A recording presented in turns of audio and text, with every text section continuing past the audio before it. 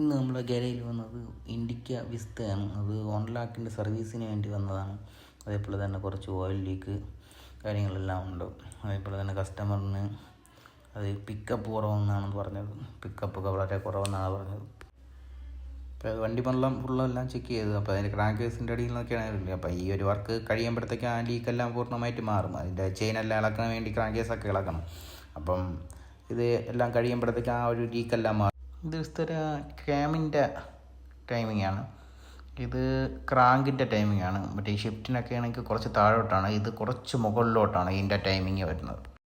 ഇപ്പോൾ നമ്മൾ full ഇളക്കിയിട്ടുണ്ട്. Full ഇളക്കി നമ്മൾ അതിൻ്റെ ചെക്ക് ചെയ്തപ്പോഴത്തേക്കും ചെയിൻ നല്ല വലിഞ്ഞിട്ടുണ്ട്. ഇതിപ്പോൾ നമ്മൾ നല്ല വലിഞ്ഞിട്ടുണ്ട്. ഇപ്പോൾ അതിൻ്റെ ഇഷ്യൂ കൊണ്ടാണ് ഇപ്പം പിക്കപ്പൊക്കെ വ്യത്യാസം വന്നത്. ഇപ്പം നമ്മൾ ഇതിൻ്റെ കൂടെ തന്നെ നമ്മൾ EGR ഒക്കെ ക്ലീൻ ചെയ്ത് കയറ്റുന്നതാണ്.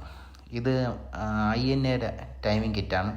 INA ആകുമ്പം കമ്പനി വരുന്നതും അത് INA ആണ്. ഇപ്പം ടൈമിംഗ് എല്ലാം വെച്ച് നമ്മൾ സെറ്റ് ചെയ്ത് ഇനി കവറൊക്കെ എടുത്തിട്ട് നമുക്കൊന്ന് സ്റ്റാർട്ട് ചെയ്ത് നോക്കാം.